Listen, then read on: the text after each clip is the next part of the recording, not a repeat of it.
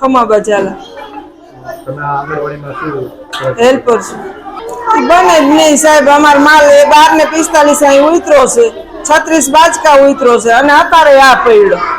અમે દઈ દીધો હોય તો કઈ થોડો અમારા આંગણવાડી પાછો આવે. બાલ શક્તિ, પૂર્ણ શક્તિ, માતૃશક્તિ અમારા આવે છે ત્યાંથી જ દર મહિને આવે 40 બાચકા. એ વસ્તુની કોઈ મને ખબર નથી સાહેબ. 40 બાચકા કહું તો શું, આ ઓછો થઈ ગયો 36 બાચકા. હવે અમે એને પૂછ્યું પણ એ હવે ઉપરથી ઓછો આવે એનું કાંઈ નહીં, અમારું કાંઈ ન ઓલું કરવું. હવે એ તો અમારા વર્કરને ખબર હોય સાહેબ. રજા ઉપર છે નજમાબેન પઠા. નજમાબેન પઠા રજા ઉપર છે. એના બાજુમાં એના સગામાં કોકને ડિલિવરી આવી છે, 2 દિવસની રજા ઉપર છે. માલ કાલે આવ્યો 12:45 36 બાચકા આવ્યા.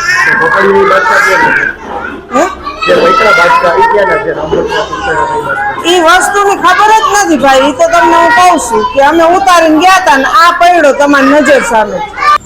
ગઈકાલે રાજકોટ મહાનગરપાલિકાના CDPO દ્વારા શાળા નંબર 78 ની અંદર રેડ કરતા ત્યાંના સંચાલિકા 36 પોટલા ભરી અને પૌષ્ટિક આહાર, જે ભાજપ એને પૌષ્ટિક આહાર કે એ બહાર વેચો બારોબાર સગે વગે કરવા જઈ રહ્યા છે. આને આ કૌભાંડ આ એકલો ખાલી એક વોર્ડનું નથી, આ વોર્ડ નંબર 6 છે. આવું આખા રાજકોટમાં ચાલે છે, રાજકોટ જિલ્લામાં ચાલે છે, ગુજરાત રાજ્યમાં ચાલે. સરકાર હંમેશા ક્યાંય ધ્યાન આપતી નથી. ફક્ત ને ફક્ત એના મળતિયાઓ સાથે સેટિંગ કરી એને કેમ પૈસા મળે એની સિવાય કૌભાંડ કરવા સિવાય કશું કરતી નથી. આ વોર્ડ નંબર 6 ના ભાજપના પ્રમુખ છે. આ જે બેન છે વોર્ડ નંબર 6 ના ભાજપના પ્રમુખ છે. એ મહામંત્રી પોતે કબૂલી અમારા પ્રમુખ છે. અને જો એના પ્રમુખ હોય અને પ્રમુખ આવું કૌભાંડ કરતા હોય એ શરમજનક બાબત છે અને ભાજપ માટે પણ લાંછન રૂપ છે.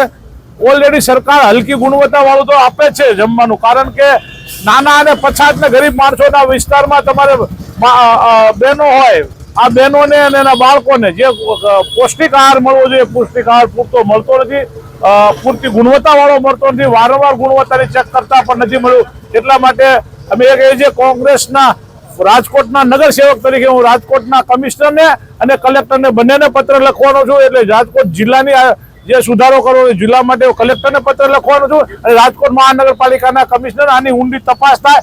મોટી ગેરરીતિઓ આમાં બહાર આવશે અને ભાજપના મોટા નેતાઓ આમાં અંદર બહાર હાથ આવશે એ મારી પૂરેપૂરી દહેશત. કોઈ વર્કર હેલ્પર સાથે પર્સનલ એવા એલિગેશન નથી. ઇસઝોનની કોઈ પણ આંગણવાડી બીજા આંગણવાડી કાર્યકર તેડાગરને પણ તમે લોકો પૂછી શકો છો કે બેન ક્યારેય કોઈ ભેદભાવ રાખે છે કે કોઈ તમારા ઉપર આક્ષેપો કરે છે કે કોઈ તમારી પાસે ઉઘરાણું કરે છે. બેન વર્કરનું એવું કહેવાનું છે જો બેન સાચા હોત તો એને તાત્કાલિક પોલીસ બોલાવી જોઈએ ને જથ્થો ઝડપી પાડ્યો હતો. મેં મારા ઉપલા અધિકારીને પણ જાણ કરી હતી અને મેં એમને પણ કીધું હતું કે અહીંયા આવો. ચૂંટાયેલી પાંખ તરીકે જો કોઈ હોય તો એ આંગણવાડી કાર્ય તરીકે ફરજ ન બજાવી શકે. બેન તમે આ જથ્થો પકડો, ભાજપના વોર્ડ પ્રમુખ હતા, તમને ભાજપમાંથી કોઈનો દબાણ માટે ફોન આવ્યો? હું જ્યારે ત્યાં હતી ત્યારે એ નજમાબેનના ફોનમાંથી, આંગણવાડી કાર્યકરના ફોનમાંથી કોઈકનો ફોન હતો મને. એ મારા ફોન એમને એવું કીધું હતું કે બેન જોજો. એટલે મેં કીધું કે ભાઈ તો આમાં હું જોવા રહું તો મારી નોકરીની જવાબદારી કોની?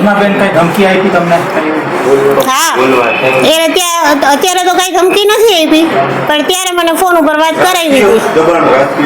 રાજકીય દબાણ એ સિવાય મારી ઉપર કોઈના ફોન ન થયા. એવી બધી કઈ ખાસ વાત નથી